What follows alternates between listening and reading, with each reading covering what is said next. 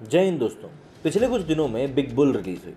Big bull Abhishek Bachchan का एक ऐसा प्रोजेक्ट जिसको लेकर कोई बात कर रहा है नहीं कर रहा है उससे कोई फ़र्क नहीं पड़ता, लेकिन जो भी कोई बात कर रहा है वो भी सिर्फ उसकी बुराई कर रहा है, जिसे लोग स्कैम 1992 की पैरोडी बुला रहे हैं, जिसे अमिताभ बच्चन की तारीफ भी नहीं बचा पा रही।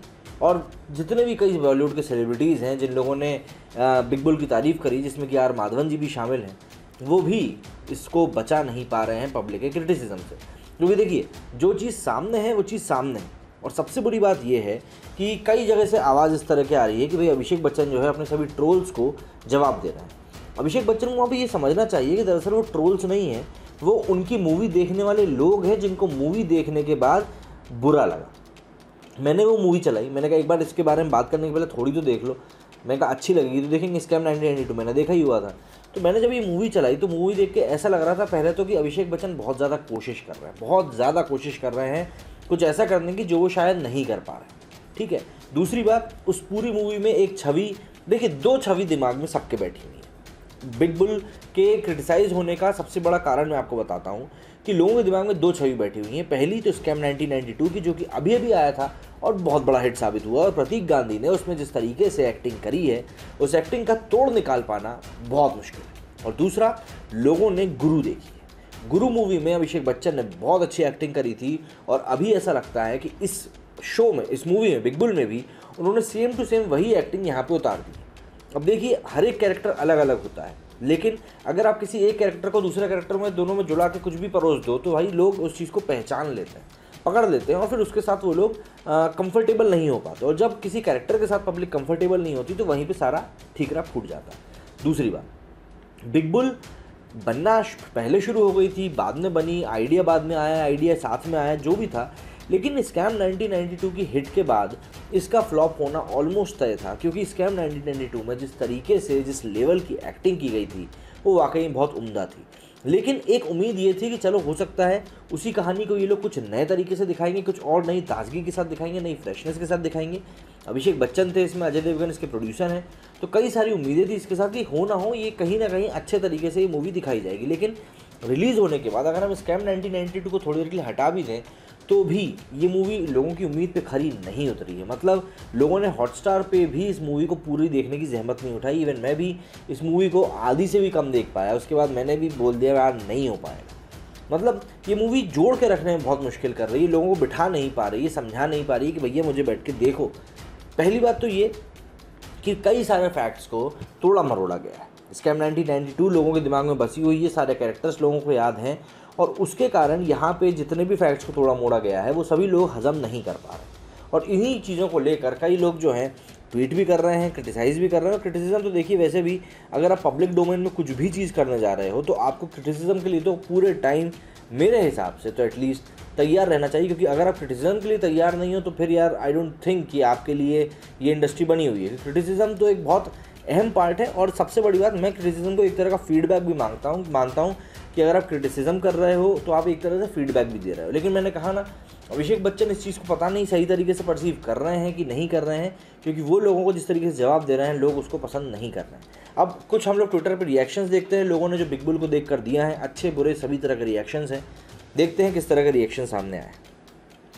अक्षय जी लिखते हैं, movies watched over last 3 to 4 days, Joji average 2.75, Mandela must watch 4, Big Bull below average, poorly written and poor cast. मतलब अब आप बुराई का लेवल देख लीजिए। विपिन कुमार लिखते हैं, बिग बुल देखने के बाद एहसास हुआ इमेज मेकओवर क्या होता है। चोर घोटालेबाज को भी मसीहा दिखाया जा सकता है। आने वाले समय में नीरव मोदी, विजय माल्या पर फिल्म बनाई जाएगी और ये भी कल के मसीहा बन जाए तो कोई बड़ी बात नहीं। देखिए विपिन जी से मैं एक ही बात कहना चाहूँगा कि आप देखेंगे कि बॉलीवुड में जिस भी गैंगस्टर को लेकर मूवी बनती है या किसी भी घोटाले को लेकर मूवी बनती है तो अमूमन ये चीज़ देखी गई है कि इन कैरेक्टर्स को लार्जर देन लाइफ दिखाया जाता है और एक हीरो की तरह प्रेजेंट किया जाता है। भले ही आखिरी में मार दिए जाए लेकिन प्रेजेंट ऐसे ही किया जाता है, और ये बॉलीवुड की एक बहुत पुरानी आदत रही है। मोहित मेहता लिखते हैं, waste movie big bull shit. Nikhil Pandey लिखते हैं, big bull is one of the worst movies that can be made, couldn't झेलो fire even the first 5 minutes, pathetic acting and useless cast have fed up. Scam 1992 was 500 times better. इसके आगे सुमित लिखते हैं the movie big bull is utterly disappointing but still less than M S Dhoni getting out on a duck yesterday. M S Dhoni out हुए थे 0 पे। देखिए यहाँ पे आर माधवन तारीफ़ करते हुए दिख रहे हैं कि बहुत बढ़िया मूवी बनाई है भाई साहब आपने। अननोन लिखते हैं टट्टी फील कर रहा स्कैम 1992 का पैरोडी वर्जन है, बिग बुल ढंग से कॉपी भी नहीं किया गया। इस तरीके से लोग कमेंट कर रहे हैं। विरोधी लिखते हैं भैया first Guru and second big bull मतलब कतई जहर, मतलब अल्टीमेट दोनों मूवी का कोई तोड़ ही नहीं है। ये यहाँ पे तारीफ़ करते हुए दिखाई दे रहे हैं। जय शर्मा लिखते हैं wow just watch Big Bull no one else can do what AB have done a great movie, a complete justified to Hemant Shah role. There was is and always one Big Bull and this is AB always loved you watching on screen. जय शर्मा ने शायद scam 1992 नहीं देखा है क्योंकि अगर वो देख लेंगे तो उनकी धारणा भी पूरी तरीके से बदलती हुई नजर आएगी। अनूप लिखते हैं scam 1992 of Pratik Gandhi is million times better than big bull. Big bull is just waste of time. Vimal Kumar लिखते हैं the big bull only for people into stock market. अच्छा ठीक है। इसके आगे संपत जी ने लिखा है स्कैम 1992 और बिग बुल को कंपेयर करते हुए लिखा है, ये भी ठीक है।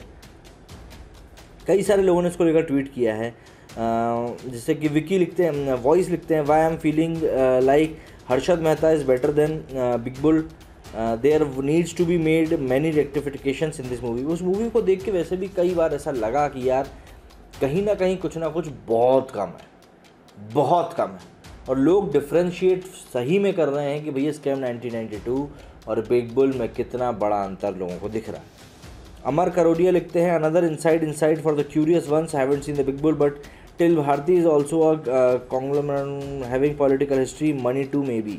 अच्छा जी पता नहीं क्या है ये। केतन कपूर लिखते हैं junior Bachchan thoroughly enjoyed your work in Big Bull sir, there is something about your dialogue delivery that is on point every time and Carry Minati बड़ा बन गया। अरे भाई तू कैरी मिनाती का वहाँ पर सॉन्ग यूज़ हुआ है, जाहिर सी बात है बहुत अच्छी बात है ये। इसके अलावा रेखा राजीव लिखती है the big Bull wants to show scamster a hero what next Vijay Mallya superstar. बकवास मूवी। लोग यहाँ पे कह रहे हैं कि भाई अगली मूवी में विजय माल्या को हीरो बनाते हुए दिखाया जाएगा। सुजय लिखते हैं junior Bachchan sometimes I feel for sure that the characters which require you to play mean minded law breaking loophole studied system businesses characters suits you the most. I just love the same Guru and Big Bull. It comes with natural ease. गुरु के साथ compare यहाँ पे भी किया गया है, बोला गया है कि भाई आप इस तरह के कैरेक्टर्स को बहुत इजीली प्ले कर देते हैं और ये नेचुरल है आपके लिए। राहुल तिवारी लिखते हैं because if you read about Mehta's life then you will come to know that in those days also nothing could be done without political hand so Big Bull actually tell the real story. यहाँ पे big bull में असली कहानी की वकालत करी गई है। आगे भी कई सारे लोगों ने इसको लेकर ट्वीट किया है, कई लोगों ने अच्छा कहा है, कई लोगों ने बुरा कहा है, कई लोगों ने बहुत बुरा कहा है, लेकिन अल्टीमेटली लोगों ने अधिकतर इसकी बुराई ही करते हुए नज़र आए हैं और यही एक बड़ा कारण है जो इसको लेकर इतनी ज़्यादा हाइप क्रिएट हुई थी। वो हाइप एक बुराई के आसपास क्रिएट हुई थी और उस बुराई को लेकर ही लोगों ने इतना ज़्यादा कमेंटबाजी करी है, क्रिटिसाइज़ किया है। सबसे बड़ी बात लोगों को जो हजम नहीं हुआ है वो है एक ही कॉन्सेप्ट मूवी बनाना।